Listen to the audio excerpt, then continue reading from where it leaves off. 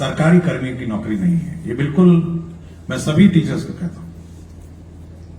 और यदि कोई टीचर या सोच के आ रहा है कि ये सरकारी नौकरी है इसलिए मैं करना चाहता हूं या करना चाहती हूं, तो बहुत ही गलतफहमी में है। टीचर्स की नौकरी बिल्कुल भिन्न है और ये सबसे भिन्न है, मतलब इसका कोई तुलना किसी अन्य नौकरी से नहीं है। आप समझ सकते हैं, जब आप क्लास में जाते हैं तो बच्चे आपके सामने रहते हैं और आपको इस निगाह से देखते हैं कि आप उनको ज्ञान देंगे और आप उनका भविष्य बनाएंगे। एक सामान्य सरकारी नौकरी में क्या होता है, कार्यालय में बैठे हैं, संचिकाएं आती हैं जाती हैं, आप संचिका को कभी ऊपर भेजते हैं, कभी संचिका को नीचे भेजते हैं, आपकी मर्जी है, आप अप्रूवल करिए नहीं करिए, 5 दिन बाद करिए, 10 दिन बाद करिए। लेकिन एक शिक्षक की नौकरी नहीं हो सकती। आपका बिल्कुल जो आपका टारगेट सेगमेंट है वो आपके क्लासरूम में आपके सामने बैठा है और बिल्कुल टकटकी निगाहों से आपको देखता है कि आप उसको शिक्षा देंगे और आप उसको ज्ञान देंगे।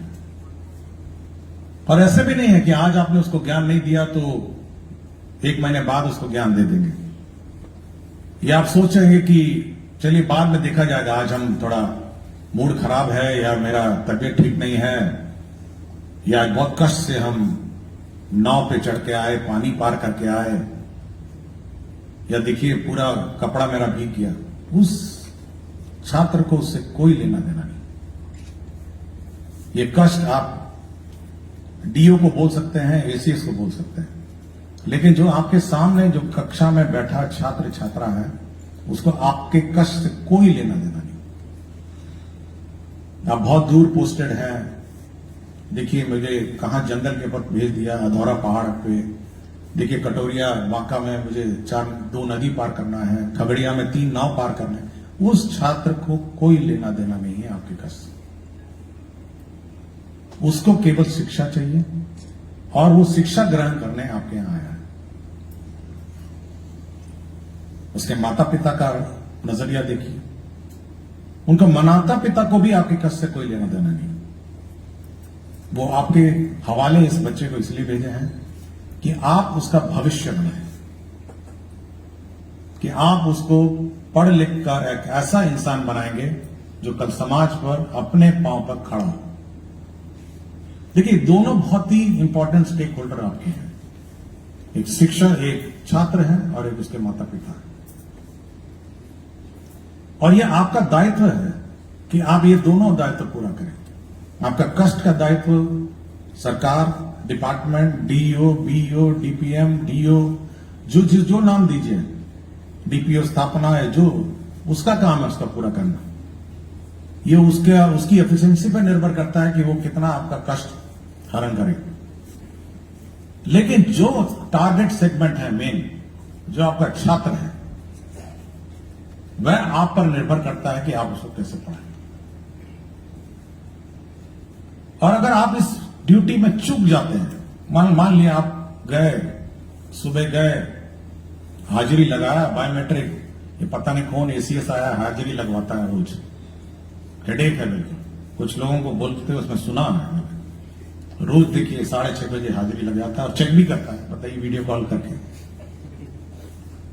तो और उसके बाद गए अपना बगल में दुकान में बैठ गए, क्योंकि बहुत सारे लोकल टीचर हैं, दुकान भी हो गई उनकी सामान्य रूप से, कुछ लोग का खेती भी हो गया, कुछ लोग खेत में अपना धान कटवाना जाते हैं, कुछ भूख के आते हैं, लेबर लगा के आएंगे, शाम को आएंगे फिर हाजिरी लगा देंगे। तो अगर आपकी ये चूक हुई, मैं ये नहीं कह रहा, जनरल परसेप्शन है मेरा, मैं एक 1% की बात करता हूं, ये 1% वाले हैं। मेरा अपना मानना है कि 99% टीचर्स बहुत डेडिकेटेड है। तो अगर आपकी चूक हुई तो आप समझ सकते हैं कि आपने कितना डैमेज किया।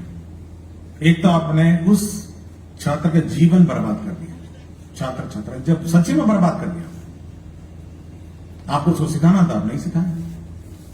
वो क्लास 1 से क्लास 2 पहुंच जाएगा, फिर क्लास 3 पहुंच जाएगा, उसको चाहता ही नहीं, ना मैथ्स आता है, ना इंग्लिश आता है, ना कुछ आता है। सरकार ने आपको वेतन समय पे दे दिया, सरकार ने हाजिरी भी लगा दी, सरकार ने सब कुछ आपको दे दिया, लेकिन उस नन्ही सी जान की जिंदगी आपने बर्बाद कर दी। और बाद में जाके क्या बनेगा? वो जब 18, 19 साल, 20 साल होगा, सड़क पर बैठ जाएगा कि भाई हमको कुछ काम दे दीजिए, कुछ भी दे दीजिए, कुछ भी कर लेंगे। नहीं समझ में आ रहा है तो मुठड़ी बांधेगा, ट्रेन में पकड़ेगा, बैठेगा, कहीं बम्बई दिल्ली चला जाएगा, जिसको हम प्लान बोलते हैं। तो भाई कहीं नौकरी मिल जाए, बर्तन धो, कुछ भी करूंगा मैं।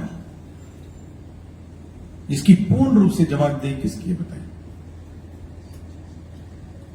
मतलब किसकी जवाबदेही है कि वो प्लान किया, उसको नौकरी नहीं हुआ, वो समाज में खड़ा नहीं हुआ अपने काम? क्या आप स्वास्थ्य विभाग को बोलेंगे?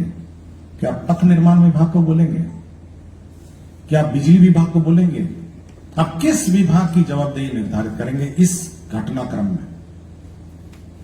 मैं सुबह घूम रहा था, मैं सोच रहा था कि आज क्या बात करना है उसको। इसकी पूर्ण रूप से जवाबदेही उस विद्यालय की है और उस शिक्षक की है।